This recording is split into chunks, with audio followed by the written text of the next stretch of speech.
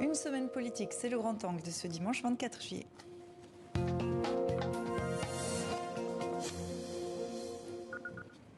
Emmanuel Macron l'avait promis peu avant sa réélection, ce quinquennat sera écologique ou ne sera pas. Cette semaine, la France a brûlé, l'Assemblée nationale s'est enflammée. Une semaine politique, c'est notre grand angle avec ce soir Paolo Levi, correspondant en France de l'agence de presse italienne ANSA, et avec Jean Garrigue, président du comité d'histoire parlementaire et politique. Bonsoir à vous deux. Pour vous, quelle est la séquence forte de cette semaine, Jean Garrigue ? Écoutez, ce que j'ai trouvé très significatif, c'est toute cette querelle sur la cravate à l'Assemblée nationale, parce qu'au fond, le sujet est anecdotique, mais elle est très caractéristique de ce qui se passe depuis le début, où on a notamment, avec la France insoumise, et plus largement la NUP, on a une façon de, comment dirais-je, de conflictualiser en permanence les débats parlementaires. Et je me demande si c'est tout à fait ça qu'attendent les Français. Donc c'est une question que je me pose. Et on va peut-être y répondre dans un instant. Paolo, pour vous, quelle séquence cette semaine ? Certainement l'adoption du projet de loi sur le pouvoir d'achat, parce que pour la première fois, on a vu une forme d'unité nationale, du moins entre la majorité d'Emmanuel Macron, les Républicains, et incroyable mais vrai, le Rassemblement national.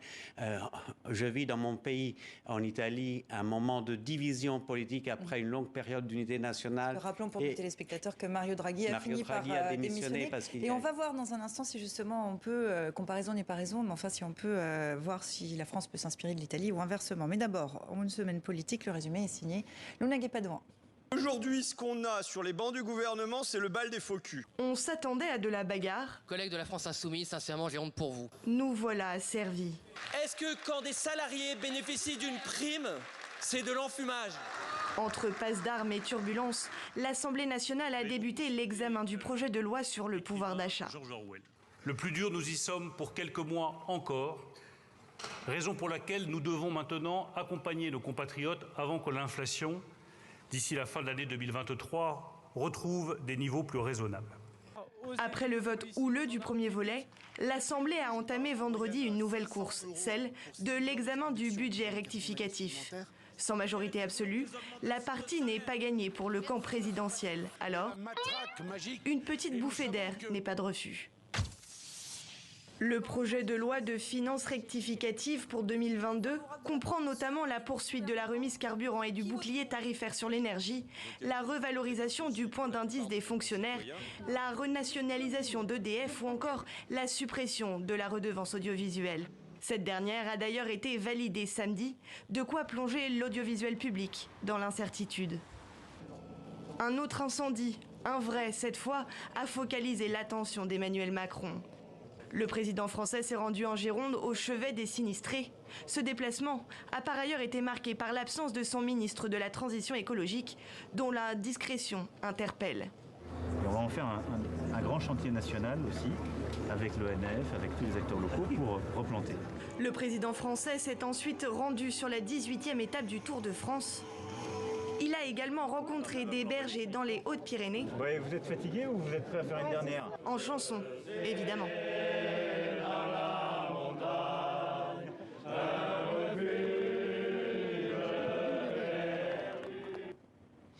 Canicule, incendie, Emmanuel Macron a promis un chantier national pour replanter la forêt sans faire de nouvelles annonces en matière de lutte contre les émissions de gaz à effet de serre. Jean Garrigue, la conjonction d'une forte canicule historique, de ces feux impressionnants, est-ce que ça n'était pas la bonne occasion d'accélérer sa feuille de route sur ces sujets ?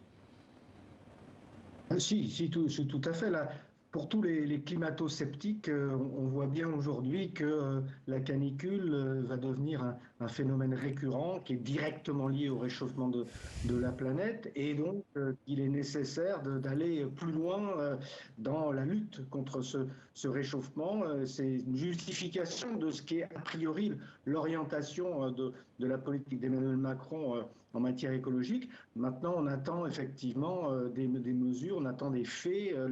Les associations environnementales ont tout estimé que le premier quinquennat avait été insuffisant. Donc il faut aller beaucoup plus loin. C'est ce qu'on attend d'Emmanuel Macron.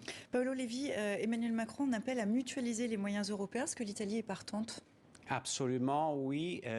D'ailleurs, ces jours-ci, on a vu une forme de solidarité européenne. Vous savez que ce cataclysme des feux de forêt n'a pas concerné uniquement la France, mais même l'Italie. On en a vu maintenant à Lesbos, en Grèce. En France, il y a eu des Canadaires qui sont arrivés de Grèce, d'Italie, d'Espagne, et réciproquement, la France envoie toujours des moyens pour nous aider en Italie et dans les autres pays européens à endiguer ce flot. Donc, c'est aujourd'hui une bataille qui, pour être vraiment efficace, doit avoir une dimension non seulement nationale, mais européenne, parce que l'ennemi est le même.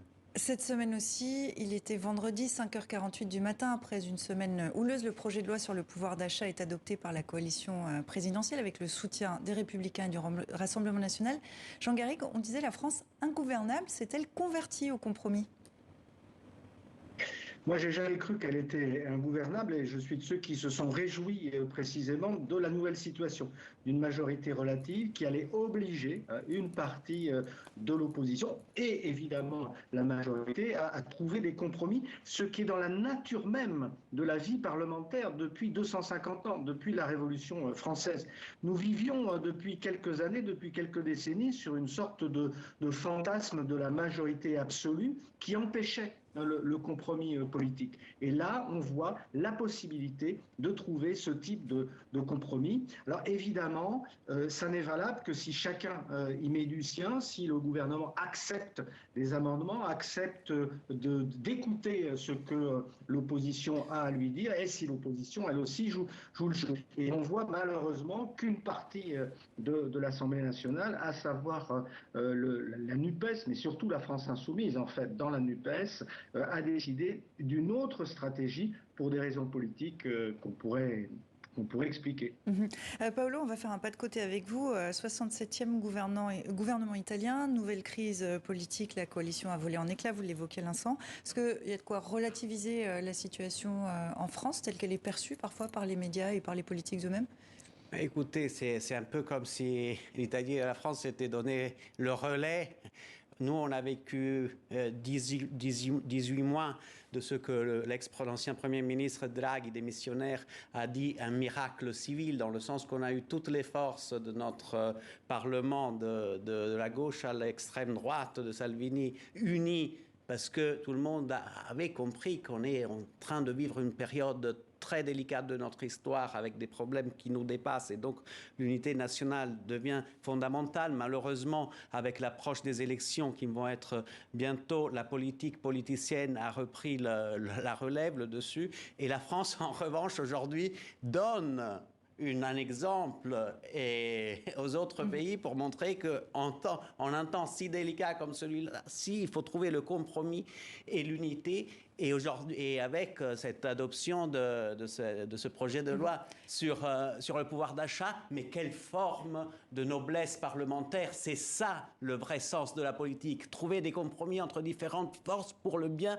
du pays. Et c'est magnifique, dommage que la NUPES n'adhère pas encore à ce mouvement-là. Et on sent que vous vous enflammez là. Mais c'est très important parce que nous sommes en train de vivre un moment de péril existentiel pour notre démocratie européenne et pour nos valeurs. Donc c'est très important de rester unis. Démocratie aussi, je rebondis là-dessus, la question se pose. La suppression de la redevance audiovisuelle a été votée à l'Assemblée nationale. Est-ce que c'est un recul pour l'indépendance des médias et donc pour la démocratie, Jean Garrigue ?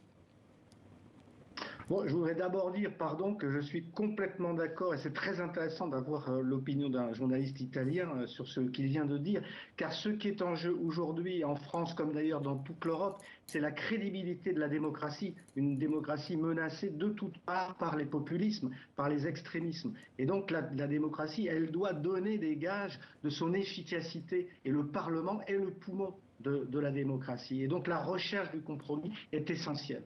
Alors pour répondre à votre question, évidemment, cette suppression de la redevance inquiète une partie et même la majorité des syndicats et des employés du service public. Maintenant, il faudra avoir, là aussi, peut-être négocier, alors cette fois peut-être du côté de la gauche et éventuellement comment essayer de trouver des financements pérennes, assurer le service public des financements pérennes car pour l'instant, on a un peu de doute sur la capacité justement du budget de l'État à assurer cette pérennité du service public. Alors on va continuer, puisque ça vous intéresse vous aussi, Jean Garrigue. On va de nouveau se tourner vers l'Italie. Le Rassemblement national serait favorable à la privatisation de France Télévisions et Radio France. En Italie, comment ça se passe ? On connaît les chaînes de Berlusconi qui sont connues à l'international. En Italie, il y a un paysage audiovisuel qui est pour la moitié public, avec les 3 grandes chaînes nationales RAI, et il est hors de question qu'elles soient privatisées. Et après, il y a ce grand groupe dans les mains de Silvio Berlusconi qui, depuis les années 80, a eu un succès incroyable. Et aujourd'hui, ces 3 chaînes ont plus ou moins le même poids que les chaînes Mais il n'est pas question de toucher à l'audiovisuel public. Il n'est pas question, même parce qu'en Europe, disons que nos chaînes publiques, elles ont aussi un rôle très important de pédagogique, culturel, et il est hors de question que ce rôle-là, qui est fondamental dans notre démocratie, puisse finir dans des mains privées. C'est pas du tout dans notre ADN, et j'espère que la France, d'ailleurs, a été un phare, et encore aujourd'hui un phare en la matière, donc ça serait dommage de perdre les chaînes publiques françaises. Alors, on va regarder ce qui va se passer ensuite. On le disait tout à l'heure, le gouvernement est entré dans un débat difficile au Parlement avec la loi sur le pouvoir d'achat, d'autant que parallèlement, il prépare pour la rentrée la mise en place d'un modèle de sobriété énergétique. Est-ce que c'est contradictoire, Jean Garrigue ? Non, écoutez, c'est une difficulté, c'est certain. De toute manière, il y a une difficulté majeure, c'est qu'on est dans une période où on va en finir avec ce qu'on appelle le quoi qu'il en coûte. C'est une nécessité impérieuse pour la société française et pour l'Europe d'ailleurs, et en même temps où vont s'imposer des règles de rigueur budgétaire, puisque l'endettement public, évidemment, aujourd'hui a pris des proportions considérables. Mais je pense que la priorité qui a été affirmée par Emmanuel Macron, au risque de se déjuger, c'est celle de la transition, on va dire, la transition écologique. Donc je pense qu'aujourd'hui, il faut essayer de concilier une forme de développement économique nouveau avec cette priorité énergétique. Je pense qu'il y a des solutions qui sont possibles, et y compris en matière d'emploi, je pense qu'on peut essayer de résoudre un peu cette équation difficile. Et c'est cette équation difficile qui va devoir être résolue dans les prochains mois. Voilà pour cette semaine. La semaine prochaine, on le signale, le voyage à venir, le voyage présidentiel en Afrique. Durant les 4 prochains jours, Emmanuel Macron se rendra au Cameroun, au Bénin, en Guinée-Bissau. On y reviendra la semaine prochaine. Pour cette semaine, je vous remercie l'un et l'autre. Paolo Levi, Jean Garrigue, merci d'avoir été avec nous dans 64 minutes. Merci beaucoup.